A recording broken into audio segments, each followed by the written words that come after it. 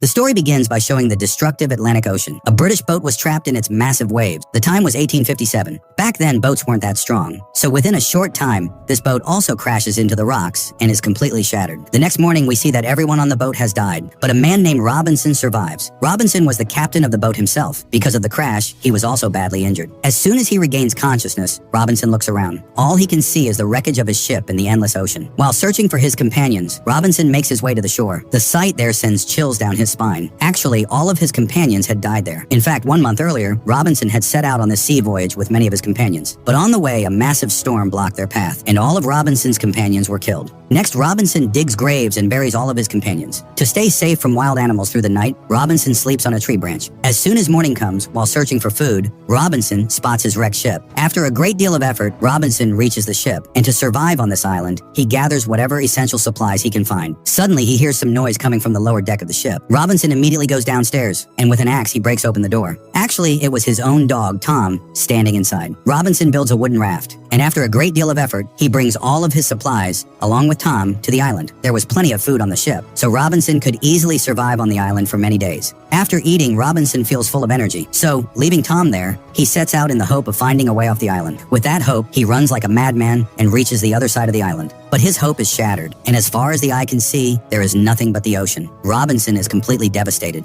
and he begins to think that he will never be able to leave this island. Slowly, time passes like this. Days turn into weeks, and weeks turn into months. But no ship or boat passes by. Robinson has completely given up hope of ever leaving this place. But one day, while Robinson and Tom are drinking water, Tom suddenly starts barking. Robinson immediately looks in the same direction and is shocked. Actually, a boat is passing by. After many months, Robinson finally has a glimmer of hope of getting off the island, which makes him extremely happy. Running like a madman with a torch in his hand, he reaches the shore. He shouts at the top of his lungs, sets fire to the pile of wood he had prepared, and fires his gun. But the boat is too far away and doesn't see Robinson, and it just keeps moving farther away. In desperation, Robinson immediately jumps into the water. But the waves of the ocean won't let him move forward, and Robinson's last hope sinks into the water. Robinson starts crying loudly. He spends the entire night sitting on a tree branch with a sad expression. But he can't spend every night like this. So the next morning, with renewed hope, he gathers some wood and starts building a hut on the higher part of the island. After many months of hard work, he builds himself an excellent home. Time continues to pass like this, and little by little, all of these things become part of Robinson's routine. Every morning, he wakes up and goes out in search of food, works all day, and by evening, he comes to the shore with Tom to wait for any sign of help. Before he knows it, Robinson has spent 7 years on the island. Even though Robinson has no one to keep him company during those 7 years, he has his most loyal dog. Tom stays by Robinson's side every moment and continues to prove his loyalty. Robinson spends night after night thinking about his wife and keeps remembering the moments they spent together. Filled with regret, he thinks that when his wife tried to stop him from leaving, why didn't he stay? If he had stayed, he wouldn't be in this situation today. One day, while Robinson and Tom were walking along the shore of the island, Robinson suddenly noticed someone's footprints. For a moment, he thought they were his own footprints. But after taking a closer look, he realized that someone else was also on the island besides them. Robinson immediately grips his rifle tightly and starts following the footprints. Suddenly, he comes across several boats. He immediately realizes that someone has left them there recently. Quietly, Robinson follows the sound and moves forward. As soon as Robinson reaches behind the branch of a large tree, he is stunned by the sight in front of him, because several tribesmen had captured members of another tribe. And the shocking part was that they were sacrificing one of the prisoners. The sight was nothing short of horrifying for Robinson. The cannibal tribesmen were about to sacrifice another prisoner as well. Robinson couldn't bear to watch it anymore, and suddenly he starts firing his loaded gun. The tribesmen were hearing gunfire for the first time. As a result, complete chaos breaks out. During the confusion, one of the captive tribesmen frees himself and runs away. While escaping, the tribesman comes face to face with Robinson. Robinson is badly frightened. He points his gun at the tribesman and says, "I'm not your enemy, I'm your friend." But the tribesman can't understand what Robinson is saying. The very next moment, the tribesman drops his weapons in front of Robinson and kneels down. For a moment, even Robinson is shocked. As if he were calling Robinson his master, the tribesman lifts Robinson's foot and places it on his shoulder. But in reality, it was all part of the tribesman's plan. The very next second, he knocks Robinson down and takes his gun. The tribesman had taken Robinson's gun, but he didn't know how to use it.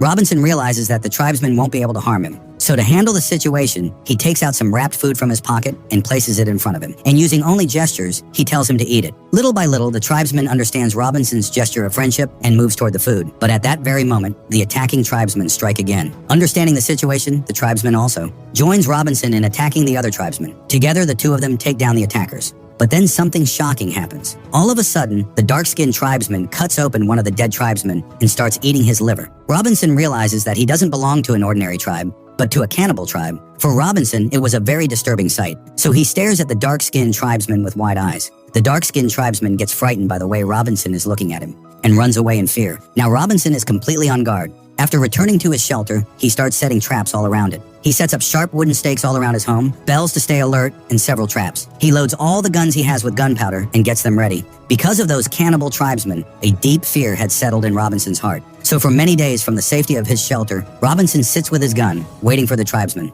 But the shocking part was that even after so many of their companions had been killed, none of the tribesmen came to take revenge on Robinson. Actually, because Robinson had fired his gun, the cannibal tribesmen had become extremely frightened, and that was the main reason Robinson had remained alive until now. Robinson wanted to confront those tribesmen no matter what, so that he could reach their tribe. The next day, gripping his rifle tightly in his hands, Robinson sets out into the jungle in search of the cannibal tribesmen. The fear of these man-eating people was clearly visible on Robinson's face, but to get out of here, he wanted to reach their tribe, so he overcomes his fear. Robinson, along with his companion Tom, quietly moves forward, when suddenly he steps into a trap and ends up hanging upside down. In the panic, his rifle also falls to the ground, and when Robinson starts shouting for help, Tom gets frightened and runs away. The very next moment, the same dark-skinned tribesman appears in front of Robinson. Picking up Robinson's rifle from the ground, he becomes so happy, as if he has found a treasure. Robinson repeatedly asks the tribesmen to free him, but because of the language barrier between them, the tribesmen can't understand anything. Suddenly, Robinson comes up with an idea. He quickly pulls out the dagger attached to his waist and cuts the rope. As soon as he is free, Robinson fires his other gun nearby to frighten the tribesmen. The sound of the gunshot makes the tribesmen realize just how dangerous this small weapon is. Robinson wants to befriend the dark-skinned tribesman once again.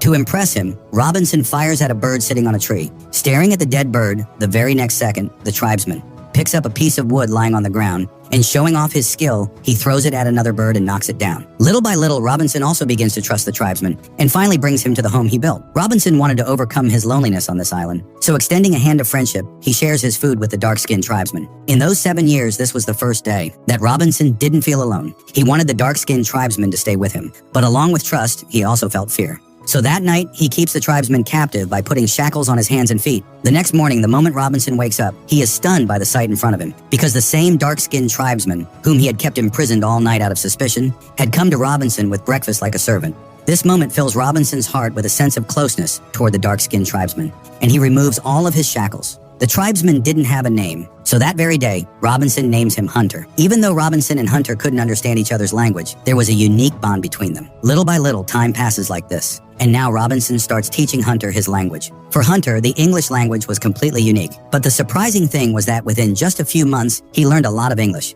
and now communication between the two of them begins. Robinson and Hunter work together so much that they end up building a small settlement on the island. With time, the friendship between the two of them becomes very deep. One night, the two of them are sitting together eating dinner. Then their conversation turns into an argument, and during it, in a moment of anger, Robinson says something to Hunter. That deeply hurts Hunter. Still angry, Hunter leaves Robinson's home and goes into the jungle. Because of this small argument, a major rift develops in the friendship between Hunter and Robinson. So even though they are living on the same island, their paths become completely separate. A few days pass, but by now Robinson has grown used to surviving with Hunter, so he misses Hunter very much. Robinson regrets losing his temper, and after thinking about it for many days, Robinson finally decides to apologize to Hunter. One day, Robinson goes to Hunter, who is sitting on the shore of the island, and admits that he was wrong. And with the promise that it will never happen again, the two of them put their differences behind them. After this moment, their friendship becomes even stronger than before. One day while they are talking, Hunter says that he had broken some of his tribe's rules, and because of that, he had been banished from his tribe. Hunter also says that Robinson had helped him for so long, so now the people of his tribe would surely take revenge on Robinson as well. That same day, by good fortune, Robinson had also brought a large amount of gunpowder from the ship, along with food and other supplies, which proves to be very useful for them. And over the next several months, they spread it around the island for their safety. One day, they suddenly start hearing loud screams coming from near the volcano. Robinson and Hunter both spring into action, and carrying a torch in his hand, Robinson runs toward the place. Actually, the same cannibal tribesmen were once again sacrificing someone there. This time, Robinson had also spread gunpowder all around the area, so he immediately ignites the gunpowder with the torch. Everything is going according to plan, but then something goes wrong. When Tom sees the spark racing ahead, he runs after it. Robinson shouts repeatedly, trying to call him back, but by then, it is already too late. Tom is killed in the explosion. Robinson becomes deeply emotional and buries Tom. Tom may have been a voiceless animal, but he had stayed by Robinson's side for 7 years. Next, the scene cuts. Everything has become quiet, But Robinson and Hunter are still in danger, because once Hunter's tribe finds out that he is surviving on the island, they could attack at any time and kill both of them. In this difficult situation, Robinson comes up with an idea, and he says that they should build a wooden raft and escape from the island. It was a good way to save both of their lives. But instead, Hunter takes it the wrong way. He thinks that just as white people once ruled over black people, Robinson wants to take him to his city and make him his slave. As a result, the two of them argue over this once again, and Hunter gets upset with Robinson once more and leaves. Robinson is alone once again, but this time he doesn't give up. And after cutting down a large tree, he starts building a sturdy raft from its trunk. It was a very difficult task, but without giving up, Robinson keeps working on the raft for several weeks. A few weeks pass, and after all of Robinson's day and night hard work and effort, a sturdy raft is finally ready to cut through the ocean waves. Robinson wants to leave the island that very day, but suddenly it starts raining out of nowhere. Robinson is just tying up the raft to protect it when Hunter suddenly appears in front of him from the jungle. Once again, their friendship wins. And before long, the conflict between them is resolved. The two of them become good friends again. Suddenly, the weather becomes so bad that the light rain turns into a storm. So now, to protect the raft, Robinson and Hunter drive stakes into the ground around it and tie it down securely. Robinson had also raised many animals on the island. So to protect them from the storm, the two of them lock the animals in the basement. Next, the two of them sit inside their fragile hut and wait for the rain to stop. The storm was so dangerous that even the huge trees on the island were uprooted. The wooden stakes Robinson had driven around his raft were very strong, but even they couldn't withstand the storm, and Robinson's raft is swept away by the ocean current. The storm also completely destroys Robinson's home. The next morning, when everything is calm, Robinson and Hunter come outside and see the entire island in ruins. They had locked their animals in the basement, but they too had fallen victim to the destruction and died. When Robinson reaches the place where he had tied up the raft, he is shocked to find it gone. That raft was their last hope. Actually, the very next day was the night of the full moon. The night of the full moon was considered sacred by the tribesmen. So to please their god, they offered most of their sacrifices on that night. For those sacrifices, the tribesmen often captured people from this very island. So now Hunter and Robinson's lives could be in danger. Hunter knew all of this. So staying alert in advance, the two of them begin preparing to protect themselves on the island. They first repair the traps they had already set, which had been destroyed in the storm. Then Robinson, using his clever mind, sets as many traps as he can. 2 days pass in the blink of an eye, and the night of the full moon arrives. Just as Hunter had predicted, the cannibal tribe attacks the island once again. To blend in with the tribesmen and kill them, Robinson disguises himself as one of them. Robinson was a very skilled flute player. Now by playing it, he starts luring the tribesmen toward his traps one after another. For a while, everything goes according to plan. Little by little, the cannibal tribesmen keep dying according to their plan. But at one point, a group of tribesmen reaches the cemetery Robinson had made. And as if treasure were buried underneath, they dig up the graves of all of Robinson's companions. Hidden behind a large rock, Robinson becomes furious after seeing this. Before long, the tribesmen reach Robinson's shelter. Robinson, who was already filled with anger toward them, suddenly activates the trap with the sharpened wooden stakes and drops it on them. Many of the tribesmen are killed beneath it, but they still aren't completely wiped out. Robinson and Hunter had set up a gun to trigger the gunpowder. The gun's firing trigger was connected to a bucket of water. As soon as the bucket filled completely, the gun would fire automatically. So Robinson immediately cuts the rope connected to the water pipe. As the rope turns, water starts filling the bucket, and within just a few seconds, as soon as the rifle's trigger is pulled, Robinson's shelter is blown apart in a massive explosion. Thinking they have won, Robinson and Hunter come out after the huge blast. But just then, a tribesman hiding in the jungle shoots an arrow into Robinson's chest. Robinson is badly injured. Hunter can't bear to see Robinson in that condition, and with an axe, he kills the attacking tribesman on the spot. Even after removing the arrow from Robinson's chest, the pain doesn't go away. Hunter searches the jungle for herbs and applies them to Robinson's wound. But Robinson's pain doesn't lessen at all. A whole week passes like this. But instead of Robinson's condition improving, it gets even worse. Hunter wanted to keep Robinson alive no matter what, so he decides to take Robinson to his tribe. Hunter knew that the people of his tribe would surely take revenge on him for everything. But even so, to save Robinson's life, he returns to his tribe. As soon as the two of them arrive, all the tribesmen surround them. Since Hunter belonged to their tribe, they don't harm him, but they are about to kill Robinson on the spot.